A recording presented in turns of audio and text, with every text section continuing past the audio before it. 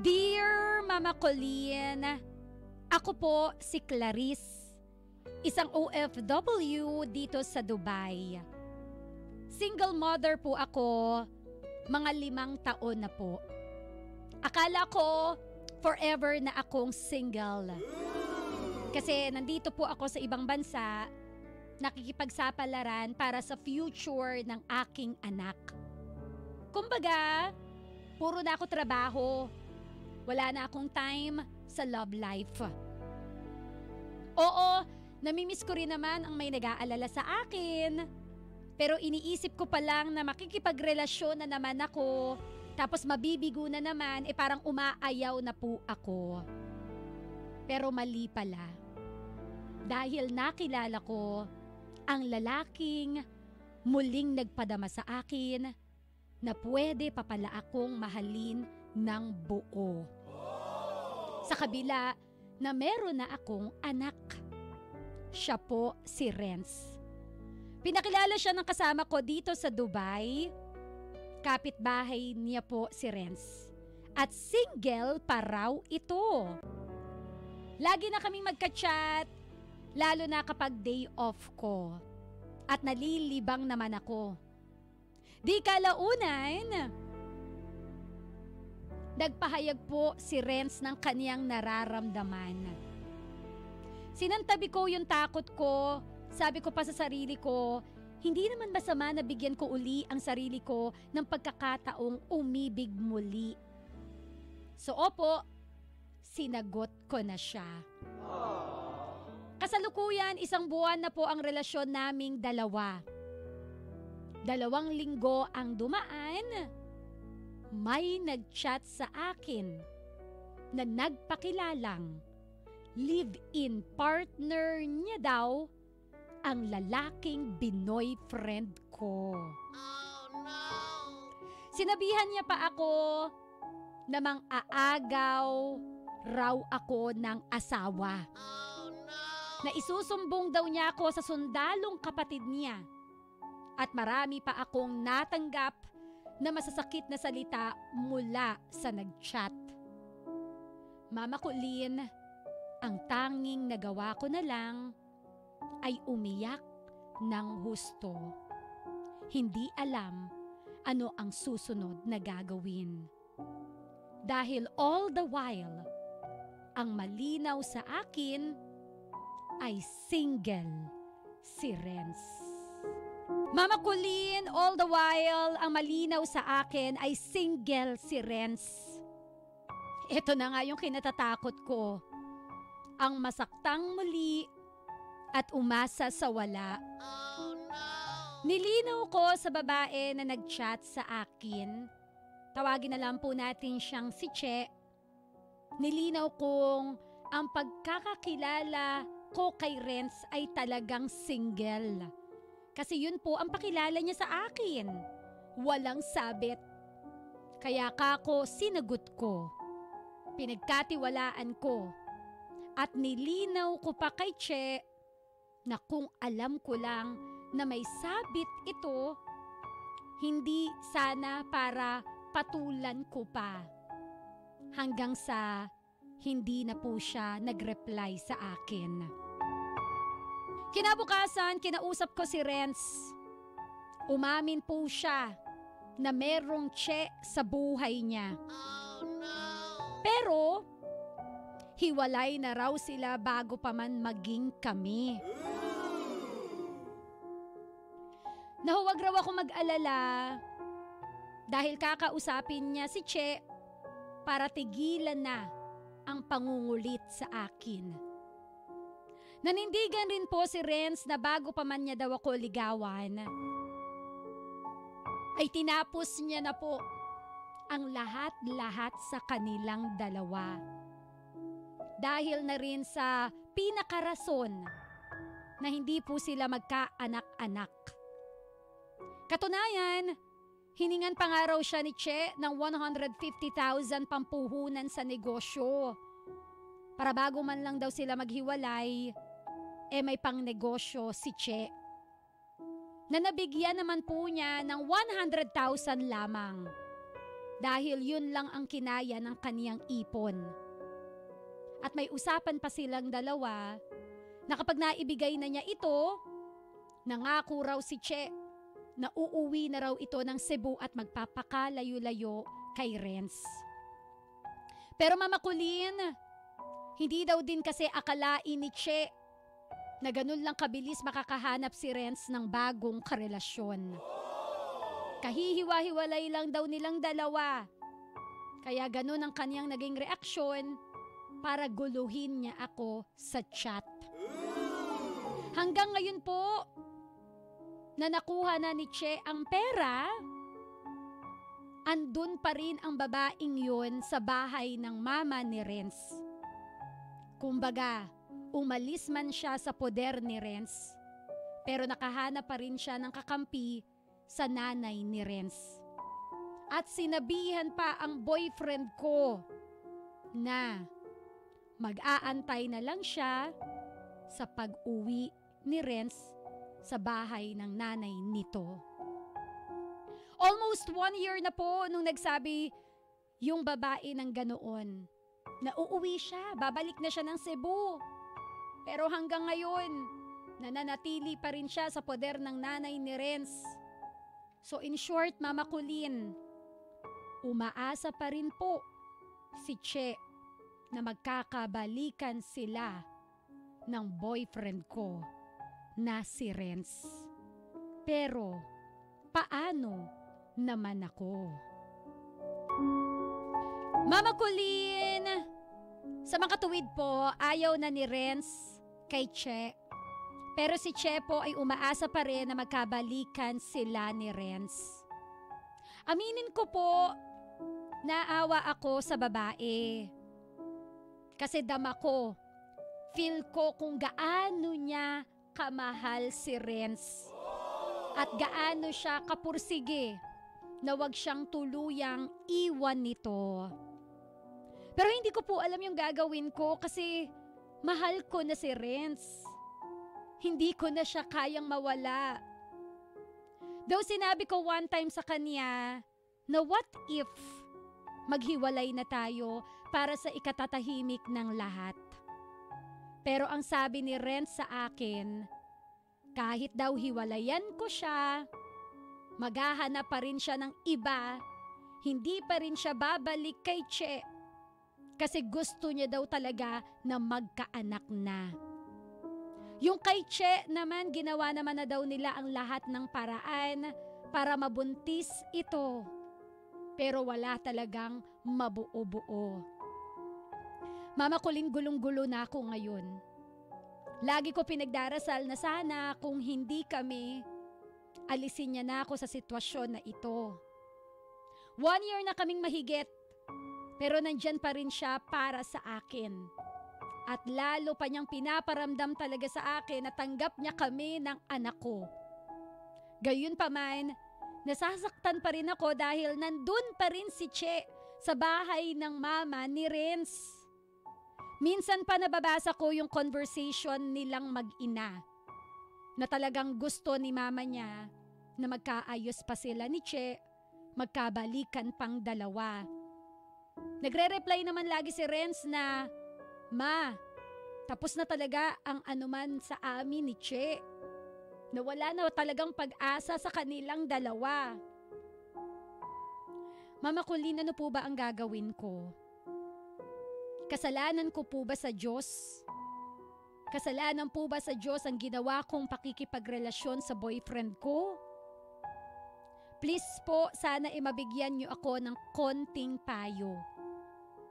Hindi namin alam kung ano ang rason ni Che bakit hindi pa rin siya bumabalik sa lugar nila. Nakiusap pa si Renz sa akin nga, Mama Colleen, na umuwi na raw ako ng Pilipinas para mapakasalan niya na raw ako at nang makilala ko na rin daw ang kaniyang pamilya. Pero may takot pa rin po kasi sa puso ko na ayaw ko na pong maulit yung sakit na dinanas ko sa una. Mama Colleen, please, I need your advice. Muli, ako po si Clarice. Ito po ang aking kwento dito sa Heart to Heart with Mama Colleen.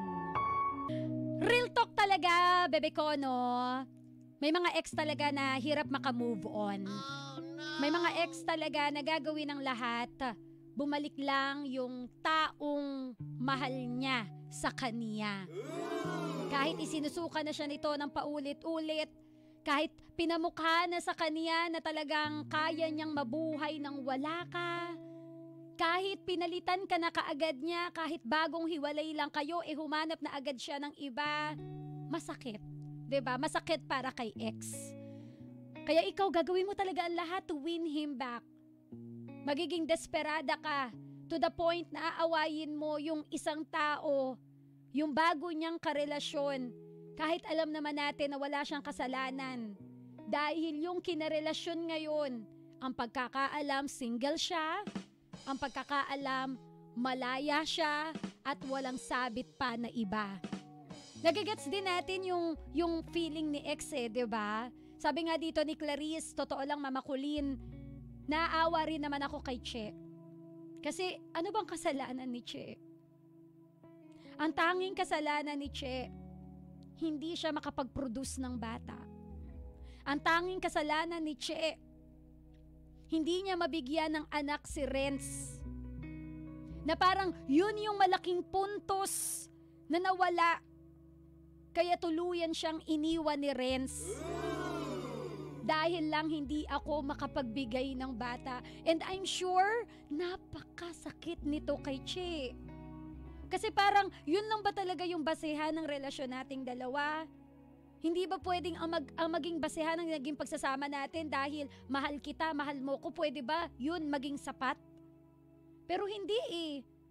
Ang pinakarason ni Renz kung bakit iniwan niya si Che ay dahil hindi mo ko mabigyan ng anak. And ouch! Marami siguro ang nakaka-relate kung si Che ang nagpadala ng letter, 'di ba? Nakuha ni Che yung simpatya ko eh. Kasi normal yun eh, yung gegyerahin niya yung bagong babae ng kaniyang live-in partner. Those are the desperate moves na kaya mong gawin. Magpapakababa ka, manggigyera ka, maipaglaban mo lang at mabawi mo lang yung mahal mo. Isa yun sa mga paraan mo, 'di ba? Para mabawi mo siya eh. So I feel sorry also para kay Che. At sabi rin naman ni Clarice, naaawa po ako kay Che. Kasi ano uli? Ang tanging kasalanan niya, hindi siya magkaanak-anak dahil may diferensya po sa kaniyang martres. Ngayon para kay Renz, hindi ganun kalalim ang pagmamahal niya talaga kay Che. Kasi kung talagang mahal niya si Che, kaya si Hodang hindi siya mabigyan ng anak nito, hindi niya to iiwan at ipagpapalit sa iba. So ganun kababaw ang pagmamahal ni Renz kay Che. Pero no, okay fine, sige, hindi natin masisisi si Renz kasi lahat naman tayo pinangarap natin na magkaroon ng sariling anak eh, di ba? Lahat naman tayo gusto natin, may pagmamanahan tayo. Wow, kala mo may lupa. Lahat tayo gusto natin, dadalhin yung apelyido ko, yung anak ko talaga sa dugo. Diba? Gusto ko magkaanak, gusto ko makita yung itsura ng magiging supling ko. Nagigets din naman natin eh, pero yun lang, kailangang may masaktan. Kanya-kanya tayo ng standards eh. Kanya-kanya tayo ng gusto eh. Hindi natin pwedeng sisihin lang ng sisihin si Renz na gag ka pala eh. Diba? Yun ang standards niya eh. Ang standards niya on having a partner, yung makakasama sa habang buhay, yung someone na kaya siyang bigyan ng anak. Hindi natin pwedeng i-take against sa kanya yung nais niya. So basically, hindi talaga uubra kung ano man ang meron kay Che at kay Renz. Ngayon, para naman kay Clarice na nagpadala ng kwento ngayon, ang akin lang no, mahirap po talagang magpatuloy, sa Bisaya pa magpadayon, kapag napaka-komplikado ng sitwasyon. Kung ako ang tatanungin mo, Clarice, listen to your gut, Pakinggan mo ang sinisigaw ng puso mo, ng isipan mo. Kasi ang akin, hindi mo mararamdaman yung ganyang pakiramdam kung walang rason. Kasi mahirap din kasi pumasok sa relasyon na lagi ka na lang may doubt. 'Di ba? Lagi ka na lang nag-iisip, paano kung paano ganyan. Kasi nakikita ko tama lang na naging maingat ka this time. Tama lang na bakuran mo pansamantala yung puso mo. Kasi minsan ka nang napaso, minsan ka nang nasaktan. Sabi mo nga, akala mo nga di ka na magmamahali. Akala mo nga, endgame na para sa new relationship for you 'Di ba? So okay lang naman yun, tama lang na maging maingat ka. Dahil nadala ka na sa mga nangyari sa iyong nakaraan. So ang akin, again, kung ako ang tatanungin mo, itutuloy ko pa ba yung pakikipagrelasyon kay Renz? If I were you in your shoe, tama ba yun? Shoe away. Diba? Kung ako yung nasa sapatos mo, ako yung nasa sitwasyon mo, ayoko na muna. Kasi ayoko ng komplikadong buhay. Siguro, kung talagang mahal din naman talaga ako ni Renz, aantayin niya ako kapag kasigurado na talaga ako sa aking nararamdaman. Pero the fact, nabanggit mo kanina, sabi ni Renz, kahit hiwalayan ko naman siya, maghahanap pa rin naman siya ng iba kasi gusto talaga niya magkaanak. Alam mo, feeling ko, hindi rin ganun kalalim ang pag-ibig ni Renz sa'yo. Para yun ang bitawan niya.